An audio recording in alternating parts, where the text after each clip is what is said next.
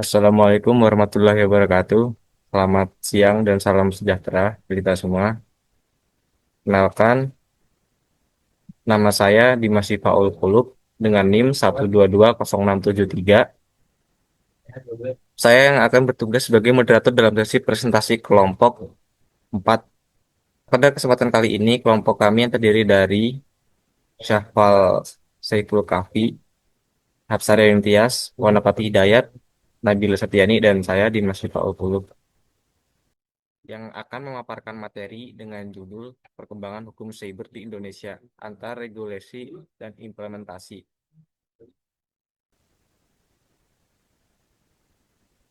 Topik pembahasan adalah latar belakang, tujuan penelitian, metode penelitian, kajian literatur, hasil penelitian, dan penutup.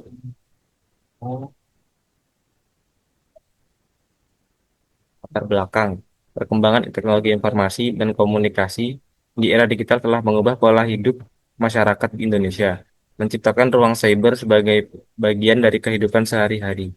Namun, kemajuan ini juga memunculkan berbagai kejahatan cyber seperti peretasan, penipuan online, pencemaran nama baik digital, hingga terorisme siber yang menimbulkan kerugian besar secara material dan imaterial. Tantangan hukum siber semakin kompleks seiring pesatnya pertumbuhan AI, ketidakpastian geopolitik, dan kesenjangan keterampilan digital. Pemerintah telah merespon dengan UU Nor 11 tahun 2008 tentang ITE dan revisinya yang terbaru pada 2023 Undang Ditjen Aptika 2003 sebagai bentuk komitmen memperkuat regulasi. Namun efektivitas implementasi hukum ini masih terkendala aspek teknis, sumber daya manusia, disharmonisasi regulasi, dan lemahnya koordinasi antar lembaga. Diperlukan penguatan literasi keamanan cyber, SDM, dan regulasi yang lebih adaptif untuk menjawab tantangan hukum cyber di Indonesia, yang menjadi alasan kami mengambil judul penelitian ini.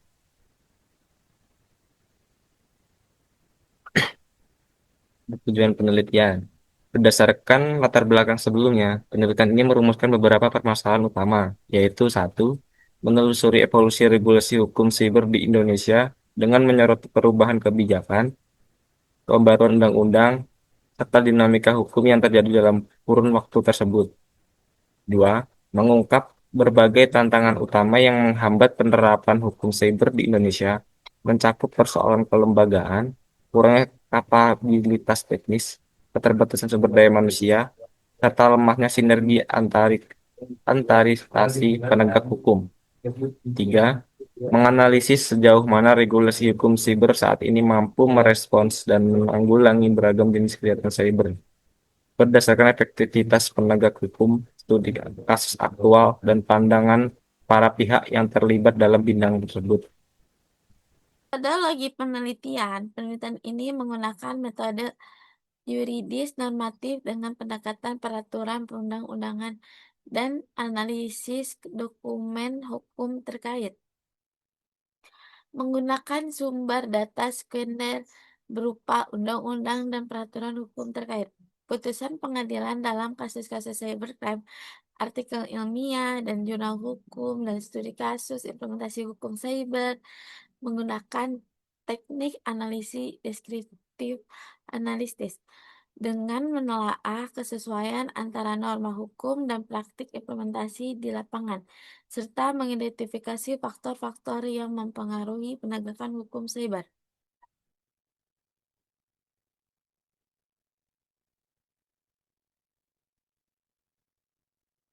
Kajian literatur, konsep dasar hukum cyber dan cybercrime.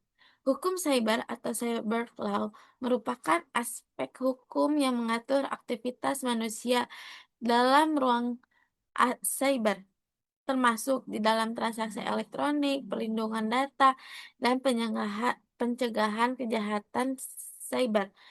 Karena erat kaitannya dengan upaya pencegahan tindakan pidana dan penanganan tindak pidana, maka cyber law menjadi dasar hukum dalam proses penegakan hukum terhadap kejahatan elektronik yang termasuk juga di dalamnya kejahatan pencurian uang, dan kejahatan terorisme.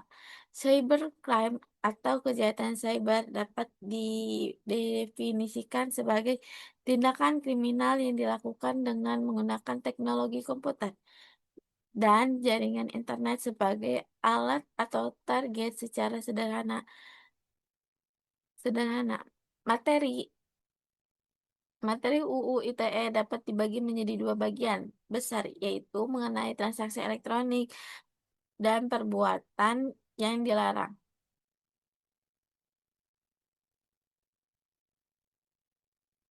Instrumen hukum nasional. Kerangka hukum cyber di Indonesia dibangun melalui hierarki peraturan perundang-undangan yang di dunia yang dimulai dari UU ITE sebagai payung hukum utama, kemudian dioperasionalkan melalui berbagai peraturan pemerintah, peraturan pemata, peraturan peraturan menteri dan surat edaran dan lembaga terkait. Undang-Undang Informasi dan Transaksi Elektronik (UU ITE) adalah peraturan hukum yang mengatur aspek informasi dan transaksi yang dilakukan secara elektronik. Hasil penelitian Regulasi Hukum Cyber di Indonesia, UU ITE dan perubahannya. Undang-Undang Nomor 11 Tahun 2008 tentang Informasi dan Transaksi Elektronik merupakan tonggak awal regulasi hukum cyber di Indonesia. UU ini kemudian mengalami perubahan pertama melalui UU nomor 19 tahun 2016 dan yang terbaru adalah perubahan kedua yang disahkan pada tahun 2023 menjadi Undang-Undang nomor 1 tahun 2024. Di dalam pasal 27 ayat 3 UU ITE juga mengatur tentang pencemaran nama baik. Pelaku yang dijerat dengan pasal ini bakal dipidana dengan pidana penjara paling lama 4 tahun dan atau denda yang paling banyak 750 juta. Namun implementasi pasal ini telah menimbulkan kontroversi karena dianggap dapat membatasi kebebasan pendapat.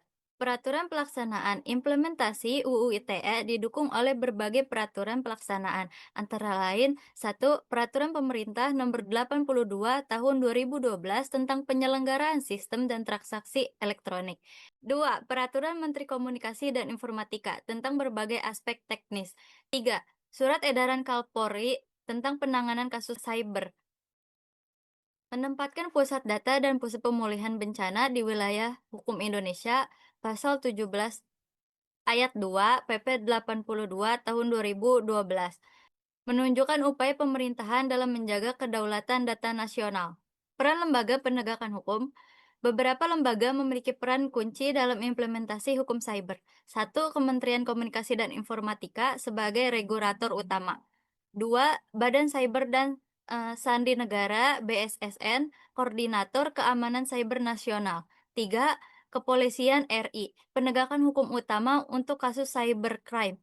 Ya, lalu yang keempat itu kejaksaan dan pengadilan, penuntutan dan peradilan kasus cyber.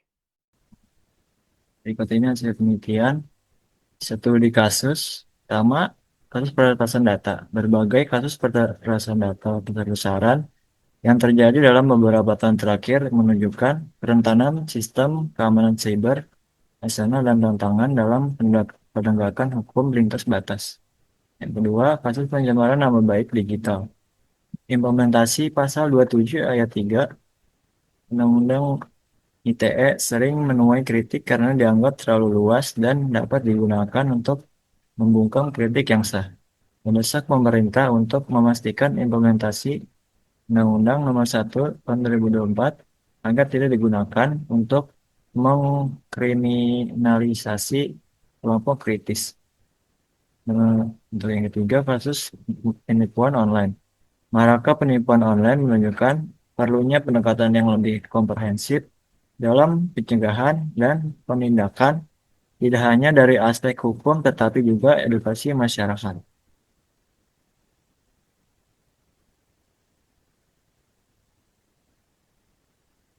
Berikutnya, analisis kesenjangan.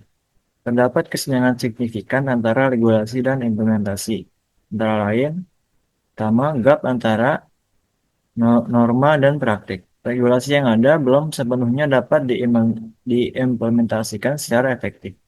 Kedua, gap kapasitas keterbatasan kemampuan teknis dan sumber daya manusia dalam menangani kasus-kasus kompleks. Yang ketiga, gap koordinasi. Kurangnya sinergi antar lembaga dalam penanganan kasus lintas sektoral. Lalu dan yang terakhir ada penutup. Kesimpulannya, berdasarkan analisis yang telah dilakukan, dapat disimpulkan beberapa hal pokok.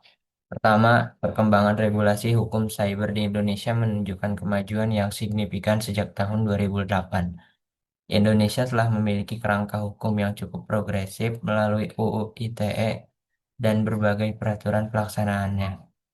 Revisi berkelanjutan terhadap UU ITE menunjukkan komitmen pemerintah dalam menyesuaikan regulasi dengan perkembangan teknologi dan kebutuhan masyarakat.